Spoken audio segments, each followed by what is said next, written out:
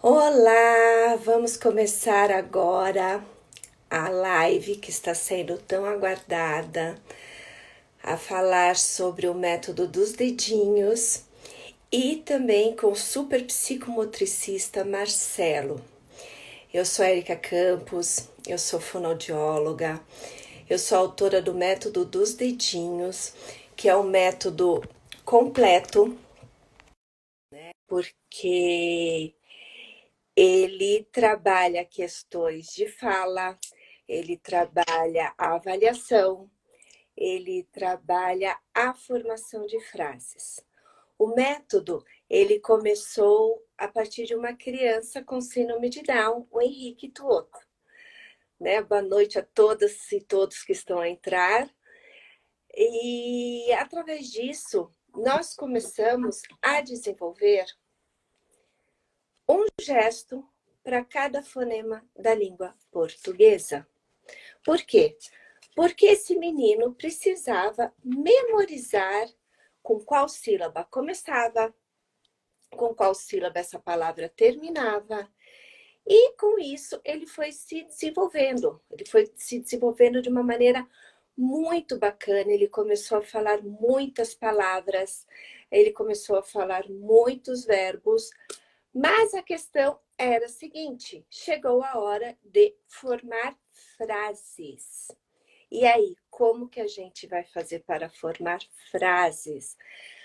Ele tinha verbos, ele tinha palavra. E os elementos de conexão? E aí, mais uma vez, surgiu, né, a questão de usarmos os elementos de conexão, os artigos, verbos, preposições e afins, né? Então, olha só, a gente só está dando um minutinho para o Marcelo também entrar com a gente aqui, né? E então, o que aconteceu? Essa criança, ela começou a desenvolver muito mais frases através dos elementos de conexão.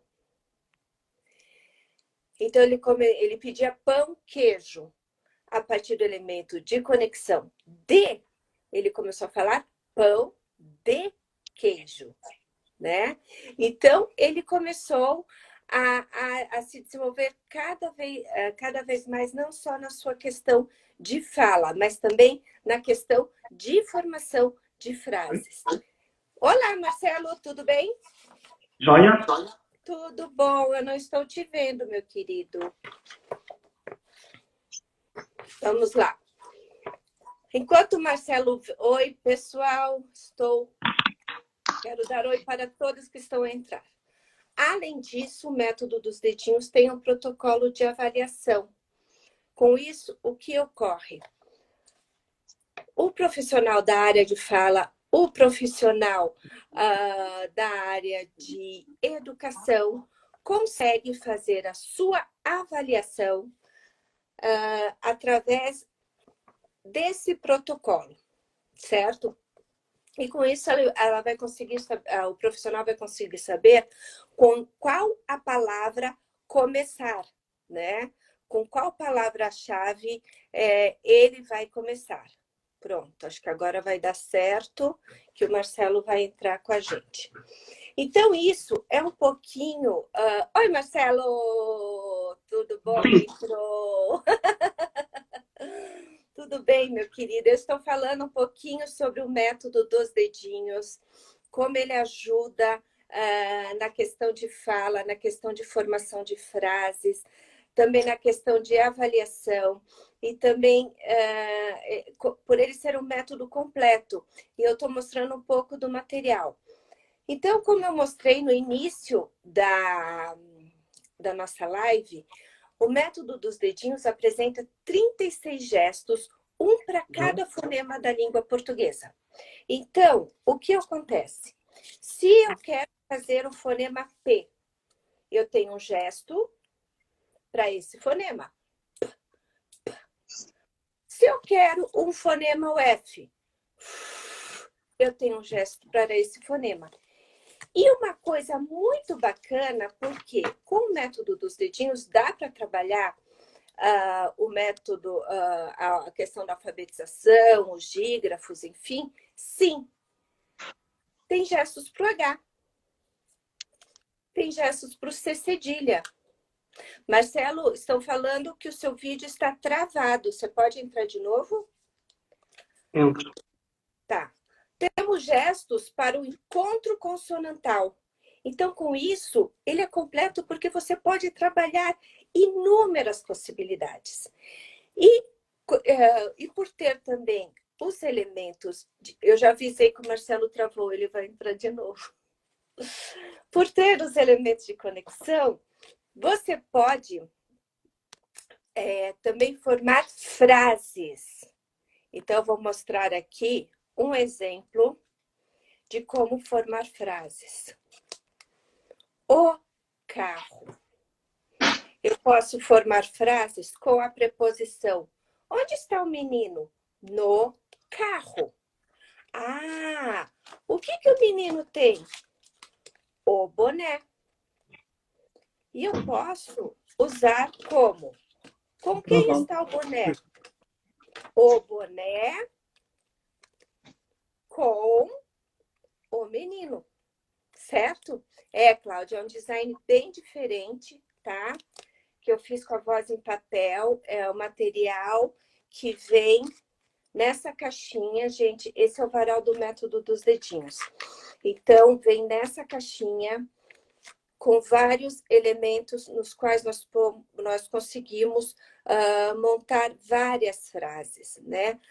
O pessoal que já fez a capacitação comigo no Brasil, que já é feita há 3 anos, eles utilizam muito e a gente sabe dos resultados, né? Nós sabemos dos resultados com as crianças que estão a se desenvolver muito. E uma coisa que eu quero deixar muito clara, tá? O gesto, gente, eu sei que tem muitos pais também que estão entrando. Não é somente o gesto que vai fazer a criança falar. Então, por exemplo, se a sua criança não fala c, eu quero que ele fale coca, mas ele não faz o c, ele fala tota. Se eu fizer o gesto do método dos dedinhos, ele vai conseguir falar. O gesto é um recurso de memória. O gesto vai ajudar o quê? A sua criança a lembrar o que ele tem que fazer naquele momento. Por exemplo, se eu faço o gesto do P para a nossa criança, mas ele vai usar esse gesto para lembrar o movimento que ele tem que fazer no momento de falar pipoca, certo? Isso é muito importante porque tem muitos pais, muitos profissionais de outras áreas que pensam assim, se eu fizer o gesto, a minha criança vai falar. Se ele ver o vídeo, né, fazendo o gesto, essa criança vai falar? Não. O trabalho do fonoaudiólogo é essencial. Marcelo, nós ainda não estamos conseguindo vê-lo, meu querido. Vamos novamente, tá?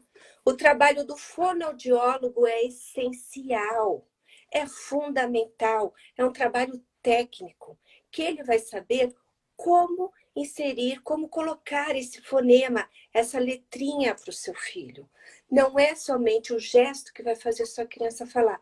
O gesto é um recurso para essa criança memorizar qual fonema que ela vai utilizar no momento que ela precisa falar. Por exemplo, sapato. A criança fala pato. Opa! Eu faço o gesto do S. Sapato. Muito bem. Você lembrou que precisa colocar o S. E quantas das nossas crianças adoram pão de queijo, não é? Pão de queijo. Ok. Aí a criança fala, mãe, pão, queijo. E a mãe fala assim, pão de queijo. Vamos, repita comigo. Pão, a criança, pão. De queijo. E a criança, de queijo. O que você quer, João? Pão, queijo. Por isso que, com o método dos dedinhos, você vai ter um conectivo, que é o conectivo D. E a partir do momento que você faz esse gesto de pão, de queijo, a criança memoriza. Então, quando ela for pedir suco uva, a mãe só faz isso, suco de uva, certo? Então, o gesto é para a criança memorizar, tá? É para a criança saber o que ela vai falar, qual elemento de conexão ela vai usar, qual fonema que ela vai utilizar. Agora o Marcelo está com movimento. Viva! Oi, pessoal. Demorou, mas chegou. Tudo que é bom demora um pouquinho, né, Marcelo? Uhum. Marcelo, gente, o Marcelo, eu vou te apresentar, já que eu entrei antes.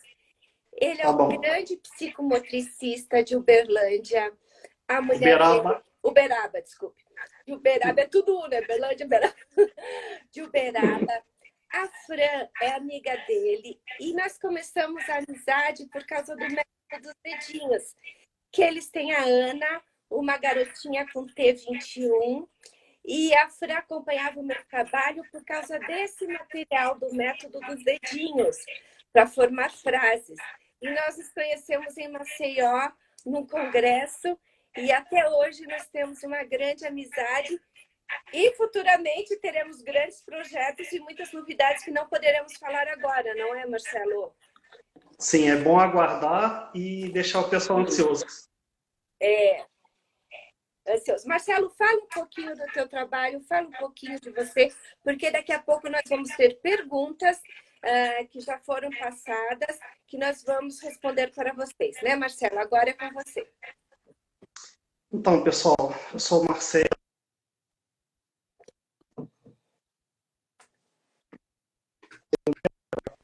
Trabalho principalmente com crianças com autismos e T21 também, tá? Tá tudo tranquilo? Não tá travando? E aí é o seguinte, Vamos lá. eu separei algumas perguntinhas para a gente começar, né? Por exemplo, para você que está assistindo, quem que sou eu? Quem que é o Marcelo? Quem que é você que está assistindo? E a pergunta principal, quem que é a criança de vocês? Já pararam para perguntar quem que é o filho de vocês? Tá? E aí, para encontrar essa resposta, a gente tem que levar algumas coisas em consideração. Por exemplo, primeira coisa, nós somos aquilo que nós herdamos dos nossos pais, tá? Só que não é apenas isso. Nós somos aquilo que nós vivemos no nosso cotidiano, tá? As experiências vão nos transformando a cada dia, tá? E também vamos unir mais um detalhe que é a questão da afetividade.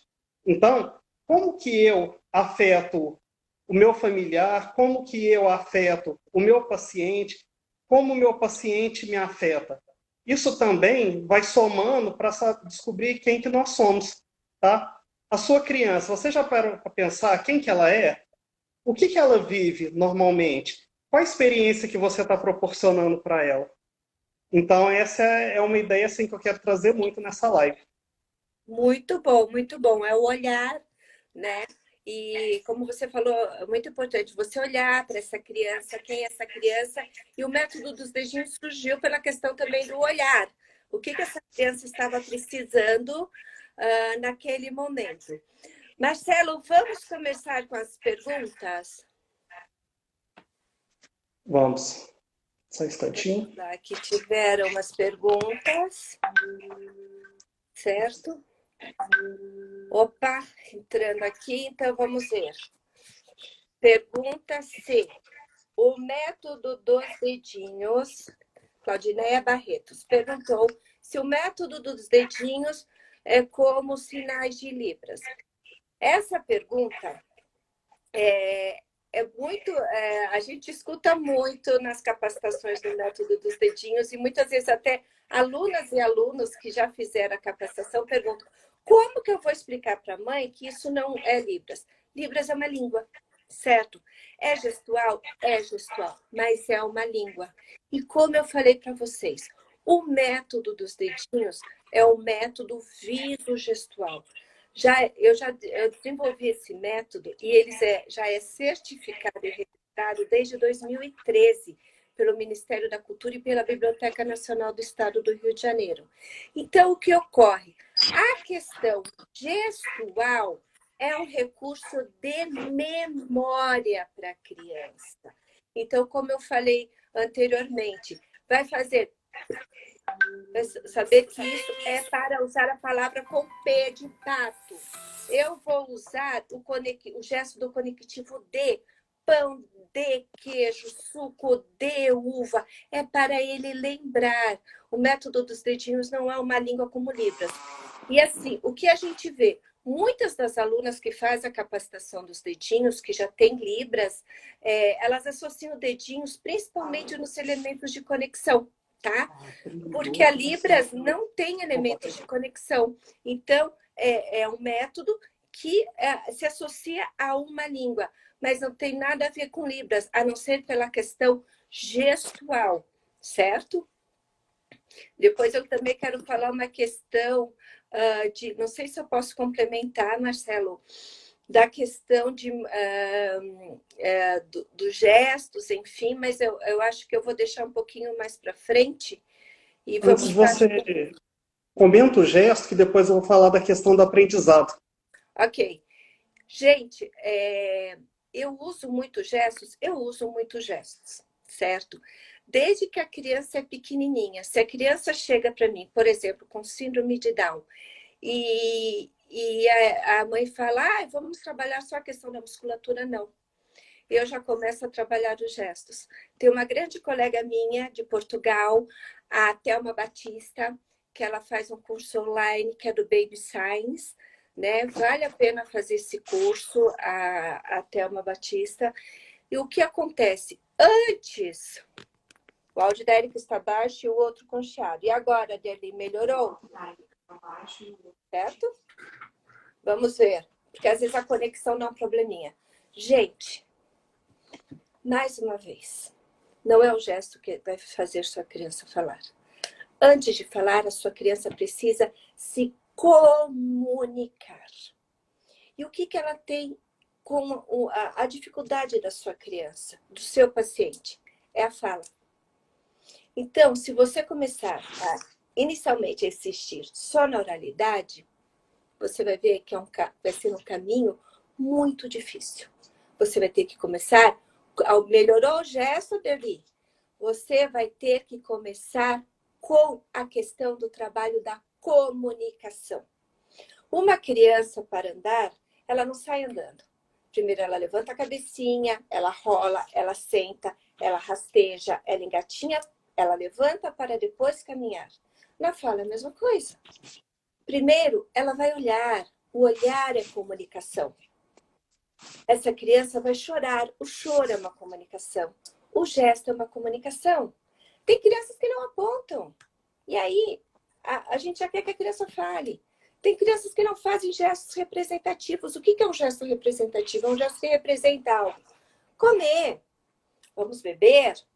Olha, filho, a tartaruga. Olha, filho, a ovelha. Isso é comunicação. A criança precisa comunicar-se para depois falar, certo? Não adianta. Existem muitas perguntas assim. O método dos dedinhos vai ajudar meu filho? Sim, vai ajudar seu filho. Mas a primeira coisa que eu pergunto para uma mãe, para um pai ou para alunas que vêm realizar supervisão, essa criança se comunica? Se ela não se comunicar, nós temos que trabalhar outras coisas, que é a linguagem, a cognição, a imitação, ok? Vamos lá, Marcelo? Vamos. Uma coisa importante assim da questão do desenvolvimento, desde que a criança nasce, a gente tem que oportunizar a vida dela, tá? Então, assim, ela é bebezinho, nós já vamos começar a comunicação. Então, assim, tanto a mãe, o pai, os irmãozinhos, o vovô, vovó, tem sempre que chamar a atenção do bebê. Oi, alô, aqui é o papai, aqui é a mamãe. olha para cá, às vezes ela ainda não consegue ter esse movimento, mas você já consegue, já começa a ensiná-la a estar buscando Isso, o som, tá? isso. Conforme E ela vai nomear, nascendo, então, e nomeando, né? Isso que você falou. Olha, a mamãe, é o pai, você já está nomeando. uhum. E depois, conforme ela vai desenvolvendo, você vai inserindo outras atividades para ela, tá? Então, assim, conforme ela vai andando, você está andando, está arrastando, vem cá, vem aqui comigo, e começa a estar ensinando algumas coisas para ela. Então, por exemplo, quando ela sobe, vamos supor, um degrau da escada, aí você já vai e empresta o significado para ela. Ah, você subiu? Ah, você desceu? Que por mais que às vezes naquele momento ela não está entendendo o que você está falando, conforme ela vai impregnando o corpo com esses movimentos, ela vai estar aprendendo também. Então, conforme ela vai subindo, subiu uma, subiu duas, e você sempre fala, você subiu, você desceu, olha para o seu lado, olha para o outro lado. Ah, vamos girar no parquinho? Conforme você vai ensinando para ela, a criança vai assimilando tanto o movimento no corpo dela, como o significado daquilo ali. Então, assim, é muito importante, todas as ações da criança, a gente está emprestando significado. Por que eu estou falando em emprestar? Porque, na realidade, quando ela devolver para você, é que você sabe que ela assimilou. Então, na realidade, a gente não está dando nada para ela, a gente está emprestando significado para, certo momento, ela nos devolver. Então, assim, quando ela devolver, vai ser muito gratificante. Ah, o objeto é duro, o objeto é mole, é áspero, é macio, é quente, é frio. Então a gente vai estar ensinando tudo isso e mais adiante eu vou estar mostrando para vocês o quanto que isso aí vai ser importante, tá? E, Para o aprendizado dela. e deixa eu complementar, tem um estudo francês que fala muito sobre isso, que pegaram bebezinhos, né?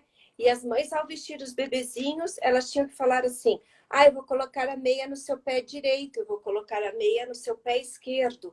Vamos colocar a manga na sua mão direita, vamos colocar a manga no seu braço esquerdo. Foram falando. Com um ano, essa criança já tinha noção de direita e esquerda, né? Então, isso que o Marcelo falou é muito, muito importante, Marcelo. Fundamental, porque é isso que você falou, a gente empresta para a criança se apropriar e depois ela mostrar para a gente a questão do aprendizado. Isso é muito importante. E isso Sim. que o Marcelo falou, eu complemento mais um pouquinho como fono, eu falo mais que o Marcelo, lógico, né? A questão da repetição. Gente, não adianta falar a palavra uma, duas, três vezes. Você tem que repetir, repetir, repetir. Por isso que a repetição é muito importante, tanto na aprendizagem de palavras, na aprendizagem de frases, na aprendizagem de conceitos, como ele está falando, tá? Vamos lá, Marcelo. E aí, só para comentar ainda nessa questão do aprendizado, vamos pensar agora o seguinte: agora são 7h23, então vocês estão assistindo a live aqui com a gente. Muito provavelmente vocês estão sentados ou deitados em algum lugar, está escutando às vezes um barulho da TV, alguém está lanchando ou esquentando a janta e você já está sentindo aquele cheiro. Às vezes o vizinho está com som alto, criança fazendo barulho e está te atrapalhando para você estar escutando. Então, o que acontece? Nesse exato momento está ocorrendo vários estímulos sensoriais e, no entanto, vocês estão elegendo, dando foco para nós, tá? Quando vocês estão fazendo isso, vocês estão gerando o primeiro passo da questão do aprendizado, que é eleger onde vocês estão dando foco, tá? Isso que está acontecendo agora é na nossa memória de trabalho. Conforme vocês vão aprendendo, alguma parte do que nós vamos falar aqui, vocês vão levar para a memória de longo prazo. Muitas crianças têm um problema exatamente no princípio, que é de eleger aquilo que ela vai dar o foco dela. Então, o que acontece? Em vez dela estar sentada, tentando escutar o que nós estamos falando, às vezes ela está incomodada com a cadeira, às vezes ela está com fome, não consegue prestar atenção. Então, tem várias coisas que atrapalham no aprendizado. Então, uma coisa assim muito importante que a gente tem que fazer com a criança é sempre tentar ensinar ela a focar aquilo que ela deve dar atenção naquele momento, tá? E depois, com o passar do tempo, a gente vai ensinando ela a concentrar naquela atividade. Primeiro, ela vai eleger o que ela vai ter, dar atenção, depois a gente vai estar trabalhando a questão da concentração dela. Isso. Por isso que também, às vezes, muito estímulo é prejudicial. Muitas vezes, para as nossas crianças, elas precisam de foco, né? E apresentar muitas coisas, muitas cores, ou um ambiente assim, com muito estímulo, é prejudicial para a criança ter esse foco, para a criança ter essa aprendizagem, né, Marcelo? Uhum. E aí, complementando a questão da aprendizagem, existem três tipos de aprendizagem. A visual, que é aquela criança assim que aprende lendo, aprende vendo figuras, aprende vendo gráficos, imagens, esquemas, tá? E existe as outras que são auditivas, então precisa estar escutando muito. Então não adianta ela ficar vendo alguma coisa, ela precisa escutar alguma coisa também para ela entender. Então ela aprende numa discussão, ela aprende escutando um audiobook, ela aprende escutando a professora ou os amiguinhos. Então é uma forma de apresentar, de aprender diferente. E a terceira é o sinestésico. Esse já precisa um pouco mais de movimento, precisa de contato, precisa tá interagindo com o objeto ou com a pessoa para estar aprendendo.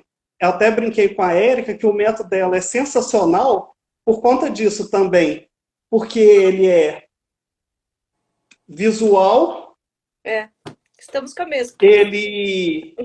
você vai interagir com a pessoa, você vai escutar o que a pessoa que está junto contigo está falando e ainda tem o movimento. Então, por exemplo, quando você faz um movimento com a criança tem três formas dela estar assimilando aquilo ali, tá? Então, assim, é muito importante você estar observando a criança e estar vendo, assim, qual que é a maneira mais fácil que ela vai aprender. Por exemplo, a Ana, ela é muito visual. Então, não adianta ficar falando muito na cabeça dela. Ela tem que observar como que é. E a sua criança, você já observou como que ela aprende? O que Marcelo, que ela precisa? eu tenho uma pergunta. Qual é o profissional que avalia a melhor forma? Olha, essa criança é mais auditiva, essa criança é mais visual, essa criança é mais tátil, sinestésica. Você podia falar um pouquinho, por favor? Porque às vezes, né? Ai, essa criança está precisando mais de um estímulo e menos de outro, né? Quem pode ajudar? Quem que é o profissional que pode ajudar nesse processo?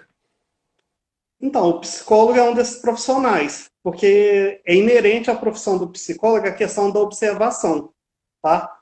Mas, assim, outros profissionais também, às vezes, têm esse olhar mais aguçado. A E, terapia na realidade, ocupacional, né? A terapia sim. ocupacional. Então, assim, o psicólogo é o mais capacitado, mas todos que tiver uma boa observação vai conseguir colaborar. Sim, muito bem. Gente, e assim, uma coisa que eu quero falar, muitas das nossas crianças que vão desenvolver a fala, a linguagem, muitas delas são visuais, tá? Como o Dr. Zan fala, né? Eu tenho a formação com o Dr. Zan e 70% de crianças com síndrome de, a maioria das crianças com síndrome de Down, 75%, 75% das nossas crianças com Down, elas são visuais e elas são 25% auditivas. O que isso quer dizer? Ela aprende muito mais pelo visual. Mas a gente não pode ficar só fazendo gestos. A gente também tem que mostrar, a gente tem que oportunizar a questão, como o Marcelo falou, auditiva, a questão tátil. Essa criança tem que sentir como esse movimento vai ser feito. A questão de como movimentar. Então, tudo isso é muito importante. Por isso que o trabalho, né? O Marcelo falou, psicólogo observa a questão da observação. Um profissional muito importante nisso é a terapeuta ocupacional, né? Que vai fazer avaliação, que vai trabalhar muito nessa questão sensorial. O psicomotricista, né? Aqui em Curitiba nós temos uma querida, a Josiane, que faz um trabalho maravilhoso. Também temos Ótimo. o nosso professor Anselmo, que ele faz um trabalho, Anselmo, que ele faz um trabalho muito bacana em água, né? Érica, vejo no método também como os exercícios repetitivos que estimulam as funções manuais, destreza manual. Sim, no momento, às vezes a criança não consegue fazer o movimento, mas ela vai aprimorando. E se a criança não consegue fazer o movimento, o que me importa é ela ver e ela conseguir o quê? Saber o movimento, o fonema que ela tem que fazer, né? Olá, Erika Campos 376. E por isso que é muito importante que a gente está falando, né, Marcelo, a questão da consciência fonológica, certo? É muito importante esse trabalho, não só na fala, mas quando a gente entra na alfabetização. E o que é essa consciência fonológica? É algo que a pessoa consegue refletir sobre o som. Então, hoje a gente ouve muito falar em metafonologia. O que é a metafonologia? Olga, já te respondo, a Olga Letícia fez uma pergunta muito importante. O que é a metafonologia? Essa criança refletir a respeito desse som. O que começa com si? Si de cinema. E o que começa com... E o que termina com on? Porque a gente sempre fala o que começa, a gente quase nunca trabalha o que termina. O que termina com on? Macarrão, feijão. Temos a metasintaxe. O que é? Você analisar a questão da estrutura da frase. Analisar. E por que esses requisitos são tão importantes? Vou fazer uma pergunta que eu sempre falo para as minhas alunas. Vocês conhecem o Malamém? Alguma delas, elas falam assim, Malamém? Eu falo, poxa, nessa cidade não tem o Malamém? Malamém? Sim. Livrai-nos de todo mal. Amém. Eu sei que o mal é um adjetivo. Eu sei que o amém termina uma oração. Mas, olha só a questão dessa consciência metasintática. Eu saber que fonema, eu tenho um fonema, e esse fonema vai se transformar numa sílaba, essa sílaba se transforma em palavras, e palavras vão se transformar em frases, certo? Então, essa consciência fonológica, semântica, sintática e morfossintática. A Olga, só antes de o Marcelo continuar, perguntou assim, o meu filho aprendeu o gesto, mas não usa mais. Olga, agora eu te pergunto, muitas vezes o que ocorre? A mãe fala assim, eu ensino um gesto representativo. Toda vez que você for falar com a sua criança, você vai fazer assim, papá, vamos comer? Vamos papá? Vamos comer? Vamos papá? Ai, tá bom, Cacá, né? O pessoal me chama de Cacá. Vamos fazer o papá. Aí a mãe mostra, porque primeiro a criança observa para entender o som, que nem o Marcelo estava falando, certo? Aí a criança começa a fazer isso. Aí a criança começa a fazer assim, pá. Aí a criança começa, papá. E de repente a criança assim, papá. E a mãe fala, ele não está mais fazendo o gesto. Ele não precisa mais do gesto. Por quê? Lembra que eu falei? O gesto é um recurso de memória. E o gesto é algo que essa criança vai usar enquanto ela não for falar, gente. Temos que nos focar na seguinte questão. Temos que oportunizar comunicação.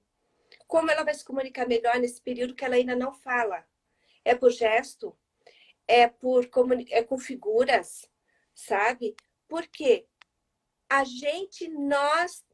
Nós temos que oportunizar isso pela questão de desenvolvimento de linguagem, de raciocínio. Aline Cruz, se após 3 anos ainda não fala, eu preciso aprender ainda, temos que avaliar O que está a ocorrer com essa criança? Como está sendo trabalhada a sua criança? Mas o que nós vemos, crianças que chegam com essa idade e fazendo muitas vezes o trabalho, a gente tem que ver se essa criança não tem uma apraxia, qual é o quadro dessa criança para a gente posicionar para a mãe, o pai, como vai ser o trabalho, qual vai ser o prognóstico. A mesma coisa da Ana Paula Suri. Meu filho tem 5 anos e ainda não fala. Será que ele vai falar? Ana, a gente tem que ver, tem que avaliar. Ele se comunica um pouquinho. Muitas vezes a gente pensa assim, ele não fala, não faz, não consegue juntar as palavras, não consegue coarticular. O que está acontecendo? A gente precisa, o importante é uma avaliação com uma fonoaudióloga, tá? Para orientar melhor e para a gente fazer uma avaliação para saber como vai ser o trabalho. E quando a criança faz o gesto e não fala a palavra, o que fazer? Você vai pegar e você vai falar. Então, papá, você quer papá, e você vai repetir, repetir, repetir, repetir, repetir. Você vai trabalhar a memória auditiva com ela. Olga, os dedinhos, meus fonemas que não fala direito, já não quero mais fazer os gestos. Ok, Olga. Então, vamos ver, a gente tem que ir por um passo anterior.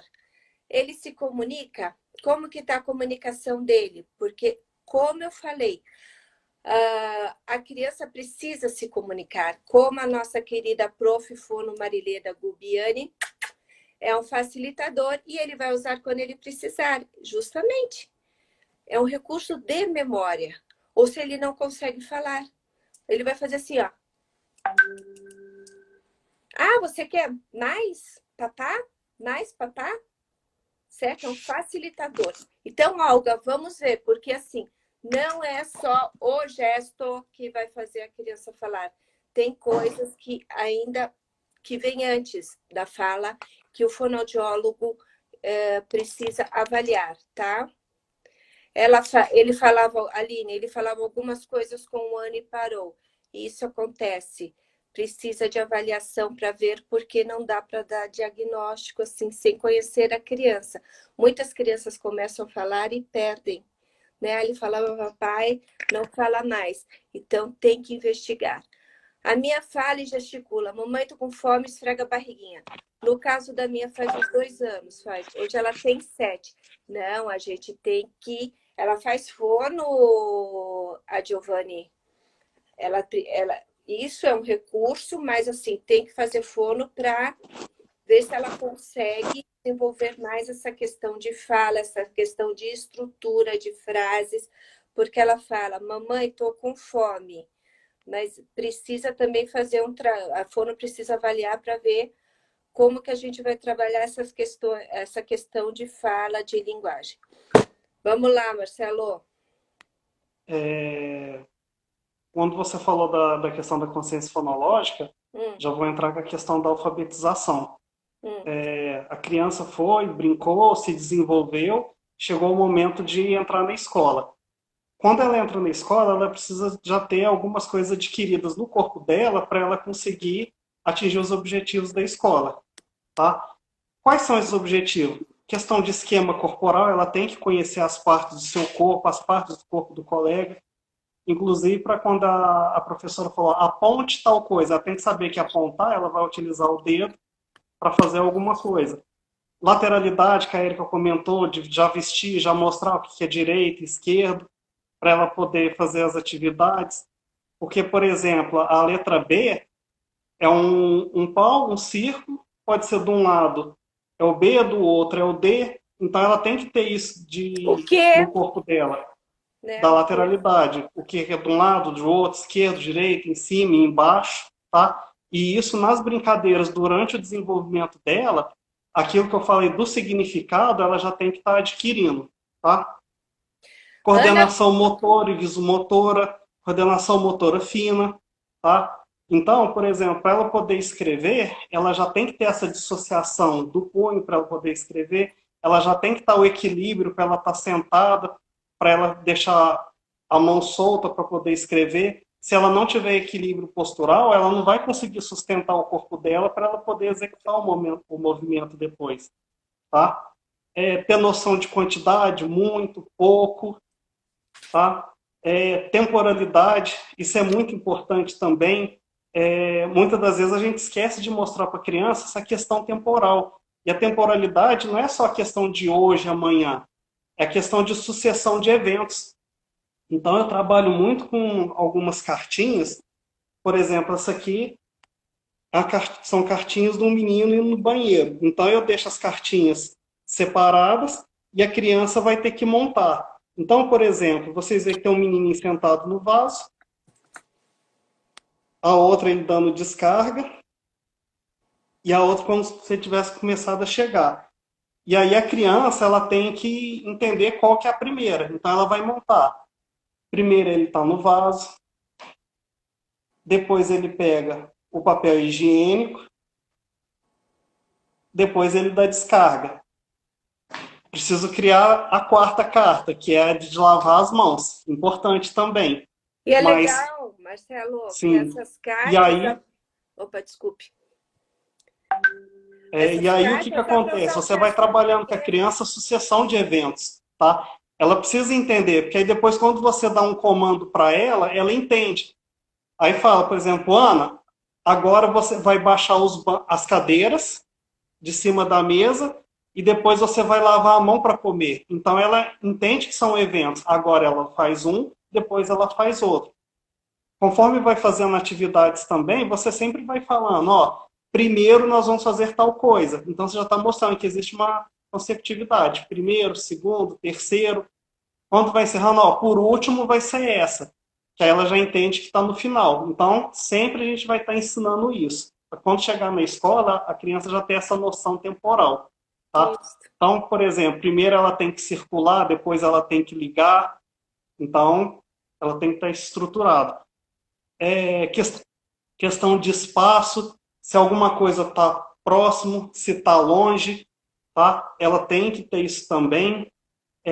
A discriminação visual, que é igual eu falei, pegar as letrinhas, ela diferenciar uma da outra. A discriminação auditiva, que aí vai onde a Érica falou, da consciência fonética. Então, por exemplo, tem letras que são muito parecidas, tá? Então, T, D, o som é muito próximo. Então, se a criança não consegue fazer essa discriminação, para ela depois, para ser alfabetizada, vai dar muito problema. E acaba que depois ela vai ter essa dificuldade e reparar isso vai ser muito mais difícil. Tá? E, por último, mais dois itens, é a questão da compreensão oral e verbalização. Isso para crianças, principalmente assim que às vezes tem um autismo severo e com trissomia, de repente ela tem um pouco mais de dificuldade para chegar nesse nível. Mas o que, que acontece? Às vezes ela não consegue verbalizar, mas ela está entendendo tudo o que está se passando. Ela consegue captar a informação. Então, assim, às vezes tem que colaborar com o professor de estar mostrando para ele que a criança tem esse domínio, mesmo que às vezes ela não dá essa devolutiva para ele. Muito bom, muito bom. Marcelo, chegaram algumas perguntas aqui que estão me passando, principalmente de crianças, de mães com crianças com autismo, né? Se o método dos dedinhos pode ajudar essa criança a falar. Como eu falei, gente, ajuda, mas existem pré-requisitos para a fala.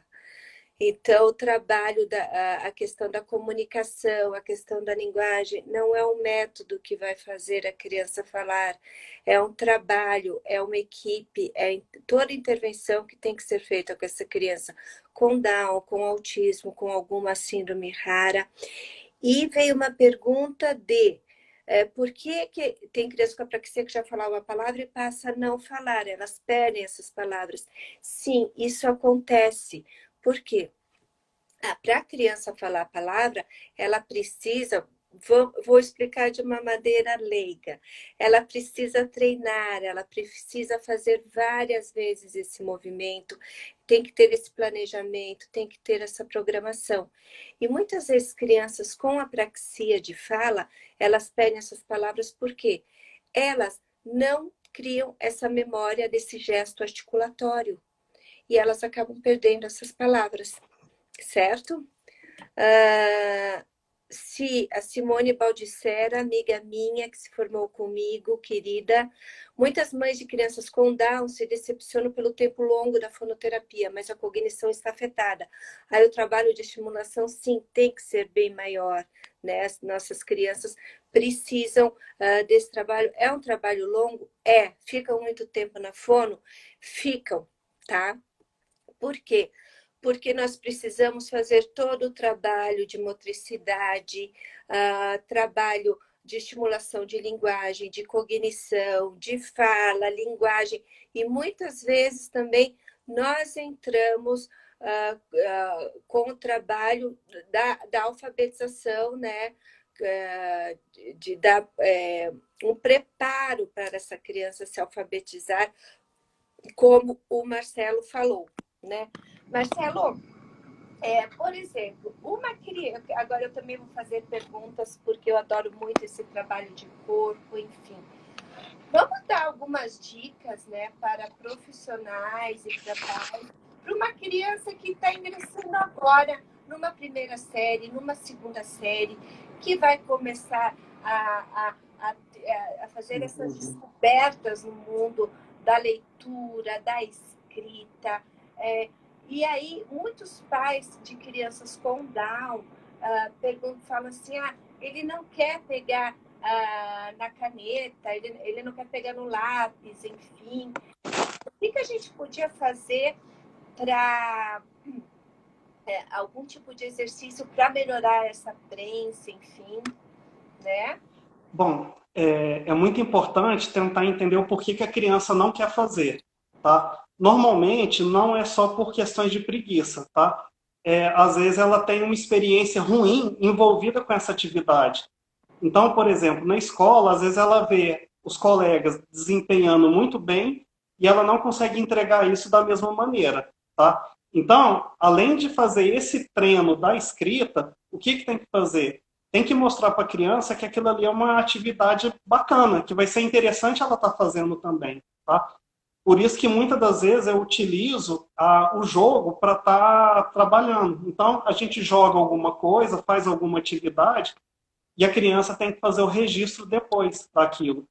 Essa questão do registro, ela já vai fazendo alguma atividade. Mas o que aconteceu? Eu pareei uma atividade que para ela é gostosa, é interessante. Um pouquinho, eu estou falando assim, preguiça é mais frustração. Eu não falei que a mãe fala que a criança tem preguiça, e a gente sabe que não é preguiça, né? Sim.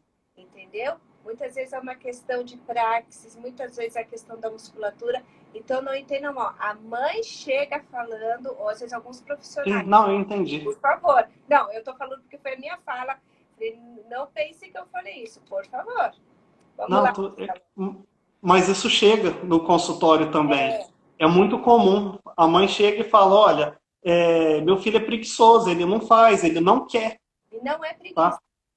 Inclusive agora, nesse tempo de quarentena, tá muito divertido por um lado e triste pelo outro, que tem um monte de mãe que está reclamando, que fala assim, o meu filho ele não faz as atividades, o meu filho corre. Chega a atividade e ele não quer fazer. Ele fala assim, mãe, aqui não é escola, eu não vou fazer. Então, aí ela fala, Marcelo, socorro, por favor, me ajuda, o que eu faço? Onde às vezes a gente vai estar trabalhando alguma coisa. E tá? Mas eu trabalho com algumas TOs, né? Passaram alguns exercícios de atividades que não para fazer em casa, então assim, o pregador de pendurar roupa, pegar o macarrão, fazer a questão da massinha, então são atividades no dia a dia também que também podem fortalecer essa musculatura, enfim, e ser muito mais prazeroso, porque essas crianças têm tantos profissionais, têm tantas coisas a serem feitas. Isso, Marcelo, que bonitinho, olha só. Muito bem. Cadê? Cadê? E só voltando onde eu estava parando, onde eu parei, a questão assim de você estar colocando alguma coisa que seja agradável com a criança e colocando algo que, no caso, que ela não gosta, é escrito. Então, você vai parear duas coisas, dois estímulos para ela. Então, o que acontece? Ela vai se esforçar para escrever que, primeiro, ela teve uma atividade que para ela é agradável, tá? Então, assim, antes de forçar a brigar, tenta entender, às vezes, o porquê que a criança não quer fazer e depois vai colocando aos poucos. Então, por exemplo, faz através de brincadeira, faz exercícios para fazer essa questão do movimento, deixa ela colorir, rabiscar, entendeu? Fazer os tracejados, que hoje em dia muitas escolas nem fazem, mas é interessante para ter esse domínio. Brincar muito com a massinha, fazer atividades que fazem dissociação do movimento do punho, para a criança soltar para ela poder escrever tranquilo, entendeu? Então, assim, é as atividades, é o treino e é também entender o porquê que a criança não quer fazer a atividade. É por isso que a Marileda, né, a fono lá do sul, lá de Santa Maria, nós estamos vendo que nesse período de isolamento, muitas escolas mandam atividades para as nossas crianças que não são adaptadas. E isso gera muita frustração, sim, não só da criança, mas também dos pais. Né? A criança, eu tenho pacientes que a escola está mandando a mesma atividade que manda para as crianças comuns, para as nossas crianças. E isso também gera uma frustração, né, Marcela? E como você está falando, como é importante deixar uma atividade que a criança consiga fazer, uma atividade prazerosa. A doutora Beatriz, querida pediatra aqui de Curitiba, uma semana como deve ser a distribuição ideal das terapias para crianças entre 2 e 7 com Down, com TEA. E quanto tempo a família deve estar reforçando essas terapias. Com crianças com TEA, a maioria dessas crianças é indicado a realizar ABA, né? Então, quem vai definir é a psicóloga, o neurologista. Então, tem que ver a necessidade dessa criança. Crianças com Down também, a gente tem que fazer uma avaliação para saber quantas vezes vai fazer a fono, quantas vezes vai fazer a físio. Isso cabe de acordo com o profissional que está a avaliar essas crianças. Mas uma coisa muito importante é não sobrecarregar a criança e também a família. E eu estou correndo porque o tempo daqui a pouco vai acabar. E não sobrecarregar tanto a família, não sobrecarregar a criança, porque a vida dela também não é só terapia, né? Então, nós temos que ver a questão da necessidade dessa criança, de quanto que essa criança vai aguentar, tem que lembrar que essa criança tem que ter tempo para brincar, porque afinal, ela é criança, né? Tem 21, tem que mostrar para a criança a necessidade de aprender isso, tem que ter um objetivo, qual é a finalidade de aprender. Mas, geralmente, crianças com Down, essas crianças fazem 2 vezes por semana. Crianças que estão em estado de alta, geralmente comigo, estão a fazer 1 vez na semana. Certo? Vamos ver o que mais acontece. Vamos lá. Ana Priscila, quem tem essa dificuldade de punho, Marcelo, tem algum trabalho, como podem ser feitos? Porque o lápis já é da a criança não tem esse movimento de punho. Tem várias atividades que você pode fazer. Então, por exemplo, uma atividade assim muito fácil que você pode estar fazendo, só um instantinho que a minha assistente está me ajudando aqui. Tem aqui em cima, no cantinho.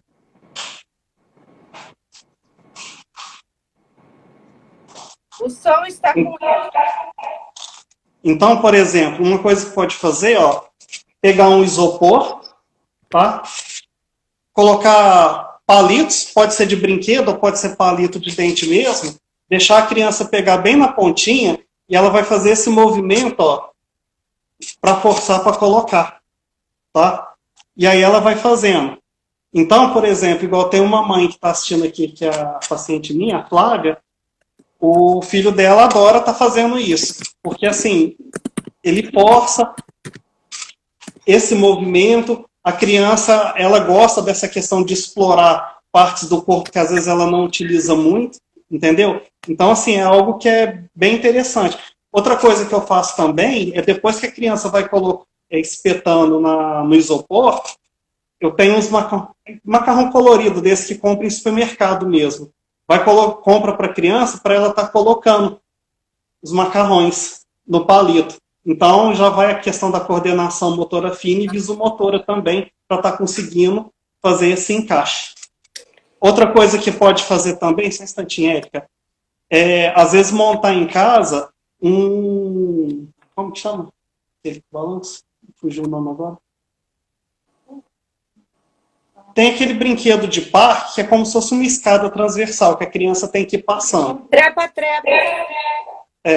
Aqui a gente chama braqueador também. É? Então, assim, colocar a criança de pendurada nele e balançar ela. Então, o peso dela vai estar todo concentrado aqui na mão e no punho. Então, o que acontece? Quando você vai balançando ela, ele vai fazendo esse trabalho de dissociação de movimento. Lembrei, um outro que você pode fazer em casa é o trapézio. Monta um trapézio tipo aquele do circo, entendeu? Amarra no telhado, faz o trapézio e coloca para a criança estar balançando também. Aí ela vai fazendo esse trabalho de dissociação do movimento do punho. Muito bom, muito bom. Marcelo, acho que isso é uma pergunta para mim e para você. Os prejuízos do nosso isolamento frente às terapias. Terá o prejuízo, porque muitas crianças não estão fazendo as terapias por causa do isolamento e muitas não conseguem. Gente, se cair a nossa live, a gente vai entrar de novo, porque só tem 1 hora, né, Marcelo? Sim. Tá.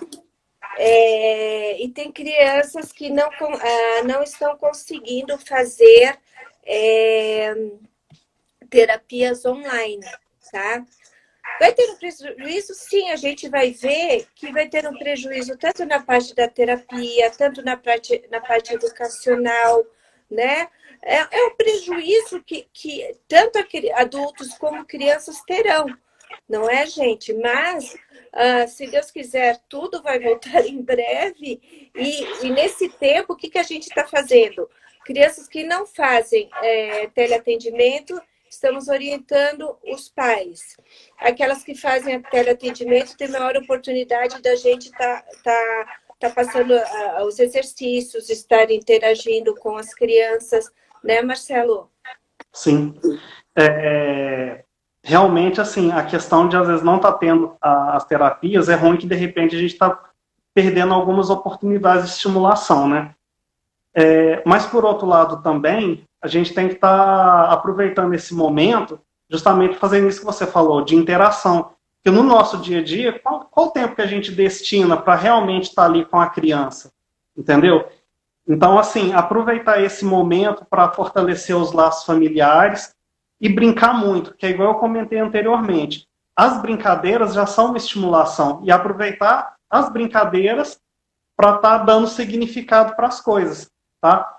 Então, por exemplo, igual coloquei aqui, ó, você falou da questão da coordenação motora fina, já vai ensinando. Aperta, coloca na vasilha. Você pegou o vermelho agora? Então tá, vamos apertar o vermelho e colocar novamente.